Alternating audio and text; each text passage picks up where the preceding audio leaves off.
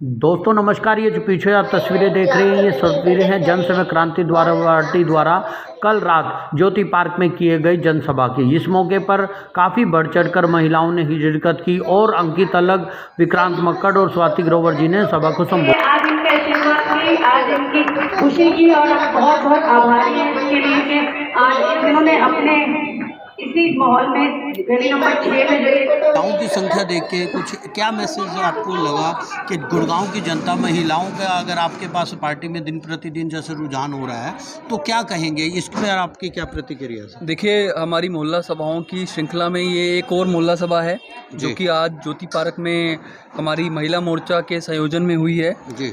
और आपने अच्छी बात बोली कि महिलाएं ज़्यादा आ रही हैं।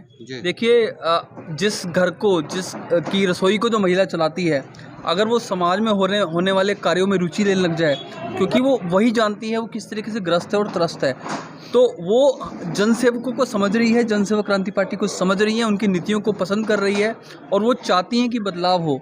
और हमारा तो ग्राफ दिन प्रतिदिन बढ़ता ही जा रहा है, उसमें नौजवान साथी भी आ रहे हैं, बड़े बुजुर्ग भी आ रहे हैं और महिला मोर्चा भी हमारा दिन प्रतिदिन बढ़ता जा रहा है। जी जी। अच्छा, इसके साथ आज आपकी जनसभा में जैसे आपने रोजगार के ऊपर आपको लगा कि गुड़गांव में पढ़े लिखे के तो अनपढ़ लोगों के लिए कुछ इस तरीके का, जैसे आपने कहा कि आपका जो ग्राफ है वो पढ़े लिखे लोगों का, हर घर में एक बेरोजगार बैठा है, तो वहाँ पे पार्टी क्या कर रही है उसके लिए बताएंगे? देखिए, हम सबसे पहले अवेयरनेस क्रिएट कर रहे हैं जी, क्योंकि जो काम उन बेरोजगारों के लिए सरकार को करने चाहिए थे वो सरकार नहीं कर पा रही है। सरकार फेल हो चुकी है उनको रोजगार देने में।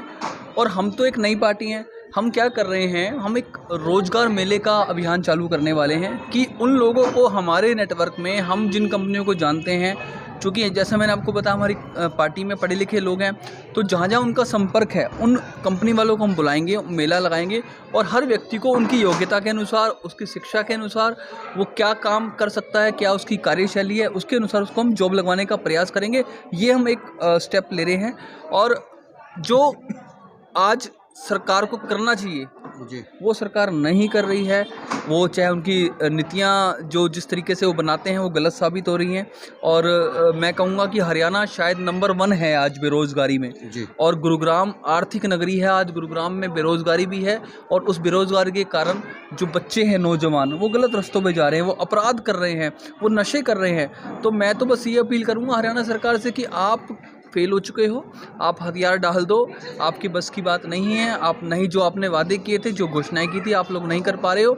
और अब जनसेवा क्रांति पार्टी आ गई है, पढ़ी लिखी पार्टी है और अच्छी नीतियां लेके आएगी, वही काम धरातल पे करेगी। तो अभी हमारे साथ मेयर प्रत्याशी है विक्रांत मक्कड़ जी, उनसे भी जानने की कोशिश करेंगे। सर, जैसे समाधान पत्र की आपने बात की कि हमारा आपके पास समाधान पत्र है, क्या आपको इस तरीके के जनसभाओं से कुछ आगे का आपको कुछ और भी समाधान ऐसे मिले जिनके लिए, जैसे अभी आने वाला समय, अगर मैं बात करूं बरसाती सीज़न आने वाला है तो बाढ़ की यहाँ पर पानी इस तरीके से इकट्ठा हो जाता है, उसके लिए पार्टी कुछ आगे कुछ सुझाव देना चाहेगी प्रशासन को? सबसे पहले मैं आपके चैनल के माध्यम से सभी दर्शकों को नमस्कार करना चाहूँगा।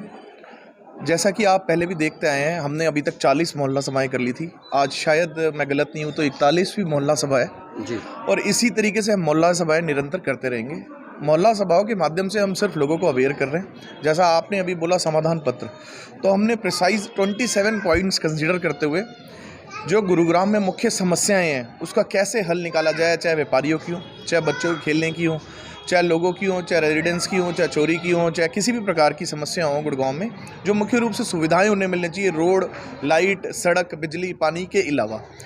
कंसिडरिंग ऑल दोज 27 पॉइंट्स हमने कंसिडर करे, उसको समाधान पत्र का रूप दिया। उस समाधान पत्र को लेकर के लोगों के बीच में जा रहे हैं, उनको जागरूक कर रहे हैं, उनको समाधान पत्र के बारे में बता रहे हैं और उनसे भी सुझाव मांग रहे हैं।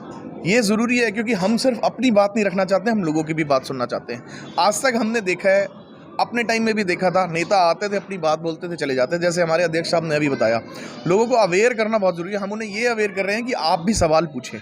तो जैसा अभी आपने बताया, इसके अलावा और भी चीज़ें हो सकती हैं, तो हम निश्चित रूप पे और सब चीज़ों पे काम कर रहे हैं। और आने वाले समय में अगर जनता हमें मौका देती है या हमें जनता का प्यार मिलता है, तो ये ज़रूरी है कि हम मुख्य रूप से 3 चीज़ों पे गुड़गांव में काम करेंगे। एक, सिटी क्लीन बने, एक सिटी ग्रीन बने और ट्रैफिक फ्री बने। तो ये ज़रूरी है कि हम अपने गुरुग्राम को एक अच्छे आदर्श गुरुग्राम के रूप में देखें आने वाले समय में।